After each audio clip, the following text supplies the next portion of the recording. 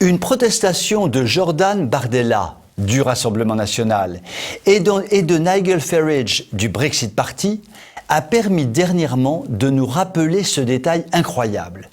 Au Parlement, il est rigoureusement interdit d'arborer sur son pupitre le drapeau de son pays. Rien, nicht, nada. Pas de ça ici, arrière, suppôt du nationalisme rampant et de la bête immonde.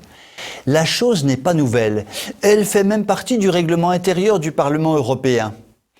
Pour s'indigner de cette règle absurde, il ne fallait pas compter sur la majorité de nos petits députés, bien installés dans leur confortable rond de cuir de Strasbourg ou de Bruxelles.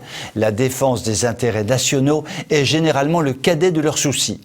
Malgré tout, l'habitude avait été prise par quelques députés, essentiellement britanniques, il faut bien le dire, de décorer leur bureau d'un gentil petit bout de tissu à leur couleur nationale. Mais dans l'atmosphère viciée et délétère du Brexit, le président de l'Assemblée européenne, soucieux d'un retour aux sources, s'est replongé dans le règlement et a décidé de mettre bon ordre à tout cela en resserrant la vis. Pas d'attachement sentimental, pas d'identité. Nous sommes dans l'Union européenne, saintement bureaucratique et technocratique tout de même. C'est un fait. L'Union européenne est passée maîtresse dans l'art de nier les identités nationales, la chair de notre histoire, nos références et nos valeurs transmises à travers les siècles. Tout ce qu'incarne si bien un drapeau. Le règlement officiel stipule ni bannière, ni banderole. Il semble pourtant qu'un drapeau, ce n'est ni l'un ni l'autre.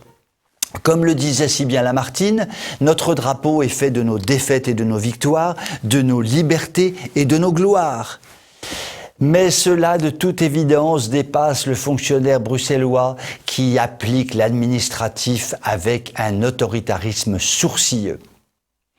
Nigel Farage, le roi du Brexit, l'homme qui restera dans l'histoire pour avoir fracassé la porte de sortie de l'Union européenne, pourtant si bien verrouillée par les européistes de tout poil, Nigel Farage donc a bien résumé l'affaire par ce tweet lapidaire. « Dieu merci, nous partons. » Nous ne l'aurions pas mieux dit. Vous pouvez m'écrire si vous le voulez. À très bientôt.